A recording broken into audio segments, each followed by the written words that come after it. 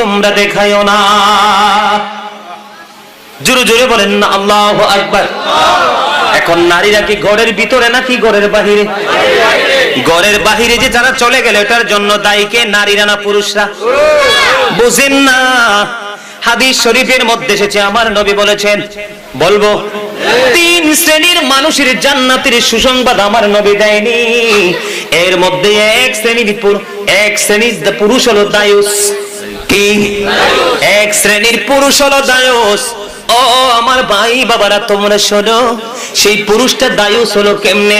সেই পুরুষটা দায়ুস হলো এইভাবে, সে দেখতে পাচ্ছে তার বউ, তার বিবি, তার ভালোবাসা, তার অর্ধাঙ্গিনী বিবি অন্য একটা পুরুষের সঙ্গে কথা বলতেছে, দেখা করতেছে, দেদারছে, কথাবার্তা বলতেছে।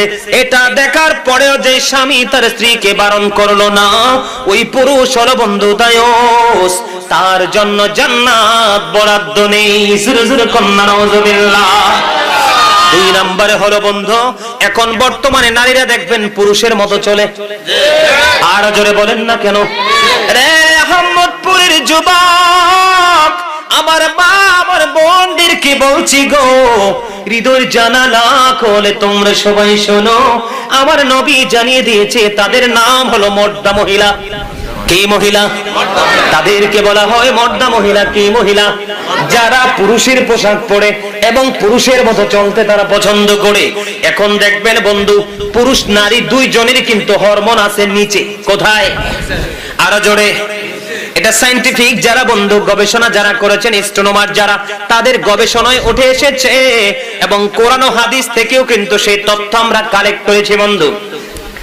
এই কথা বলছো কেন?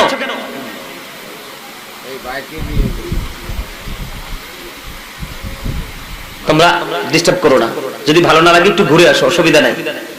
কারণ বিবেক, মস্তিষ্ক, এটা আল্লাহ সবাইকে দেয় না। দেখো না, গোটা দেশ বিদেশ খুঁজলে আমার মতো গাজী সুলাইমানকে একটা পাবেন?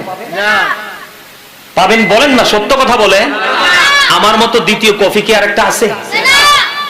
বুঝতে হবে। তেঁতুল গাছে কি ধরে? তাল গাছে কি ধরে? আম গাছে কি ধরে? জাম গাছে কি ধরে? নামাজির ঘরে কি হয়? আমার জন্মের পরে আমি দেখেছি আমার মা, আমি দেখি নাই তাহাজ্জুদের নামাজ, আওয়াবিন নামাজ, শাস্তের নামাজ, ইশরাকের নামাজ, কত নামাজ, সকাল টু সন্ধ্যার কোরআন তেলাওয়াত। কি বিশেষ করে আমি গাজী সুলাইমান হওয়ার পিছনে সবচেয়ে বড় শক্ত ভূমিকা ছিল আমার মায়ের। একদিন নামাজ ছাড়া ভাত দিত না। আমরা যখন ছোট